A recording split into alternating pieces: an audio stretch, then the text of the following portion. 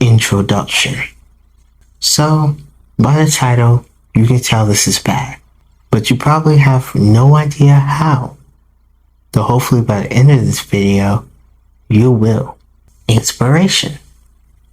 The original title of this video, when I first thought of it, was I'm killing myself with noodles and sauce. Which was true, and they are most definitely being talked about in this video. After changing my diet a bit over these last few weeks, something just kept telling me, you should really research this like a lot. And I finally started to, though only after watching this video from the YouTube Plus area, where I left this comment. As you can see, I was pretty upset, and I was instantly like, I need to screenshot this. So I did, and here we are now, where I will be explaining to you how fucked up this world is. So let's start with nutrition labels. These are pretty straightforward. It is what it says it is, though they don't say what they're supposed to say. Now, as a disclaimer, I'm an American, if you couldn't tell. So most of what I'll be talking about is US focused, though it doesn't mean if you're not an American, you shouldn't know this information. Cause remember, knowledge is power. But anyways, this is a nutrition label on one of my favorite cookie snacks. It details the amount of servings per container, the serving size, the calories in every serving size, daily value, and ingredients. So as you see, it is apparently 240 calories. That's interesting. Take this as well. It's the calories from a standard box of ramen noodles. Well, that's something. 190 and 370 once again. Even numbers that fall into a multiple of 10. Okay, let's look into why. In the US, the Food and Drug Administration states, amounts less than 5 calories can be rounded down to 0, which allows this to happen, while amounts between 5 and 50 can be rounded to the nearest 5th increment, and all amounts over 50 can be rounded to the nearest 10th, which as you just saw, can cause products with potentially thousands of calories to just say 0. Also, I want to clear up, because I don't want to spread misinformation, when I say thousands of calories, I'm referring to the entire product and not the serving size. In actuality, these serving sizes can only be less than 5 calories or maybe just 5. So that's what I mean when I say that. I just want to clear it up because, once again, I do not want to spread misinformation. Also, this is a good time to also point out, if I am saying some misinformation, please tell me down in the comments respectfully, and I will update in my video description, and may even edit up this video using the YouTube editor to kind of take out certain bits or do certain things. But anyways, let's get back onto the video. Also, if you paid attention to the serving amounts on that can of cookie spray, yeah, it's cookie spray, you may even have some at your home, it says the serving size is 1/4 of a second spray. So the average person sprays for at least 2 to 4 seconds, which from my research is around 20 to 40 calories being added to your pan. Though obviously this can range wildly, but why is this a thing in the first place? Well, the FDA allows for variation on most of the wording. It just still has to be somewhat readable. Now I direct your focus to this bottle of BB&Q sauce. This image is from a Reddit post from over 3 years ago, and it says, I'm shocked at the calories in my BB&Q sauce. My brother-in-law left this at my house after a cookout 2 weeks ago. I grilled today, and I was going to dip my grilled chicken in this until I saw it was mostly sugar. Though this is not the end. Here's the nutrition label on Lawry seasoned salt. As you can see, it's very unhealthy, like the cooking spray. And also like the cooking spray, it may be used multiple times in your meal. The label suggests using it for meats, vegetables, and even sauce, which is ridiculous. And I have no idea how many people use this product, but what I do know is, ever since my mother found out about this, she keeps buying it. By the way, if seasoned salt is running out in a month or less, you have a very unhealthy lifestyle. So anyways, I'll show this last cracker snack to finish off the nutrition label section of the video. Here you go. The average lifestyle. Once again, I am an American, so this is mainly the average American lifestyle. Though the rest of the world is slowly following these footsteps, so be aware. From my research, the average American consumes roughly 45 to 50 gallons of soda a year. Unfortunately though, I can't cite my sources because they are varying in numbers from multiple sites across the last 2 to 3 decades. However, I can confirm this from my personal life. For whatever reason, my mother, who's the sole guardian figure in my household, keeps buying boxes of soda, which are all gone in a week or a little less/more. I've been drinking mostly water for years, as long as I can remember, because I've always known how bad everything else is. Though, I do live with multiple siblings that are younger than me, and my mother, who drinks anything but regular water. I would say about 3 to 4 cans a day, which I know is insane, though the drinks keep entering the house, so people keep drinking them. Now, while I prefer not to take pictures of our drink cabinet, I do have pictures of other storage areas in my house. This right here is only one part of our snacks cabinet. Also want to note, with this point, these were gone in under 3 days. Yep, all of these snacks.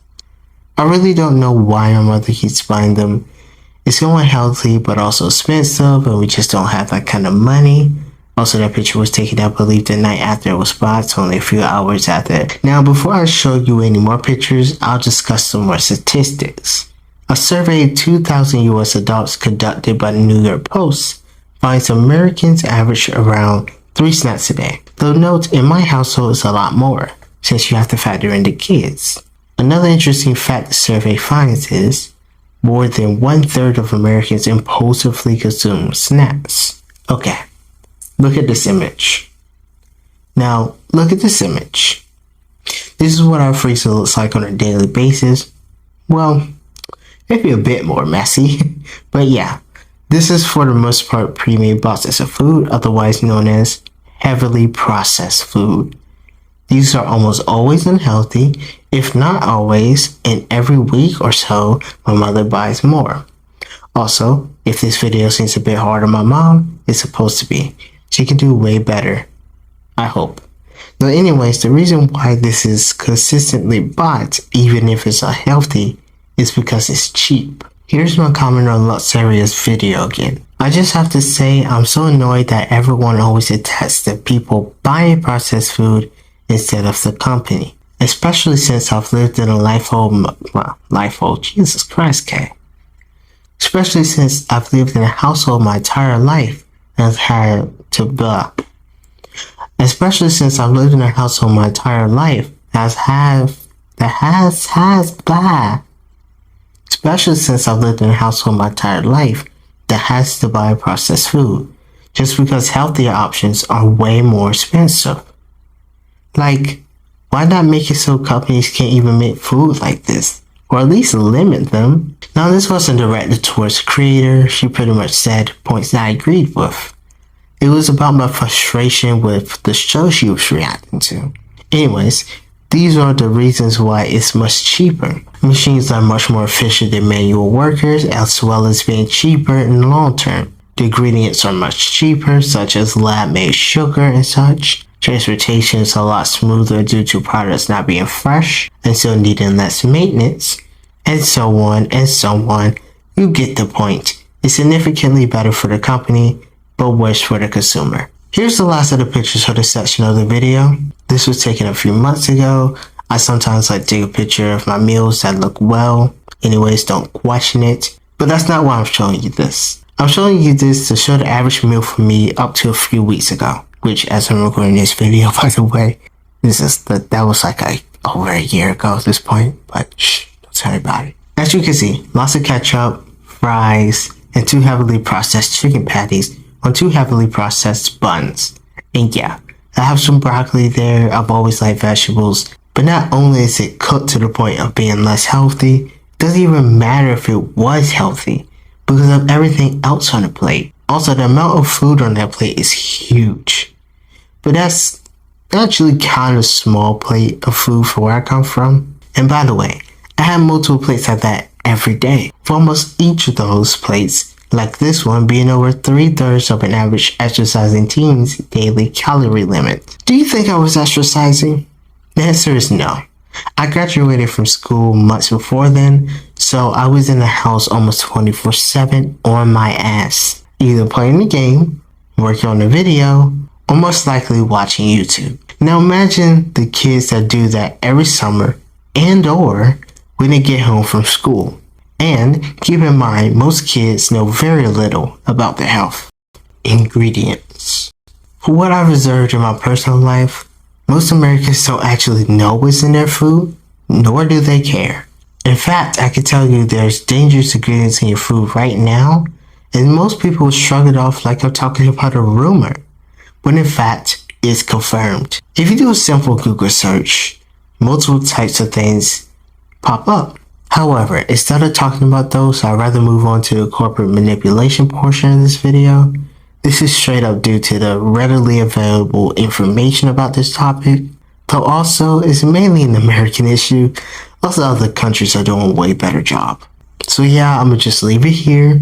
Please do your research, know the fuck is in your food, and also just be smart. I feel so bad not touching on in this video, but truly, you have to be smart, people. Corporate manipulation. Alright, finally, a whole session about manipulation. I could talk about plenty here, but before I lift them off, are you serious? But before I list them off, I want to give you more of an insight on the average American mindset. So I'll set up this scenario. I'm trying to encourage my little siblings to eat vegetables. As I'm doing this, my mother comes home from her job with candy. This is a very common occurrence in my household, even though she could just get healthier snacks. This is a pure example of the manipulation going on at grocery stores to encourage impulsive buying. On the other types of manipulation, we already talked about the calorie label saying 0, when in reality is far from that. Though there's several variations on the same type of manipulation, such as labels saying 0 sugar. When in actuality, there's probably still sweeteners that even could be addictive, or similar labels that say no added sugars, which still may have plenty of natural sugars or sweeteners. Then there's 100% juice, no additives / 0 additives, and etc. There's basically an endless number of ways corporations can manipulate you. Even more subtle ways of manipulation can be extremely harmful, such as serving sizes being too small in a way to mislead you into eat more than you should, so you end up buying more. Or even ads showing serving sizes are significantly bigger than what the actual serving size is. All of this and this entire video is to say, be smarter, please. This whole world revolves around consumers, but isn't catered towards consumers. Always remember that. Introduction. Okay, before I close out this video, please check the chapter name. I just absolutely love it and wish it will eventually become a common word. No. Either way, hopefully you all have an amazing, lovely day, and goodbye.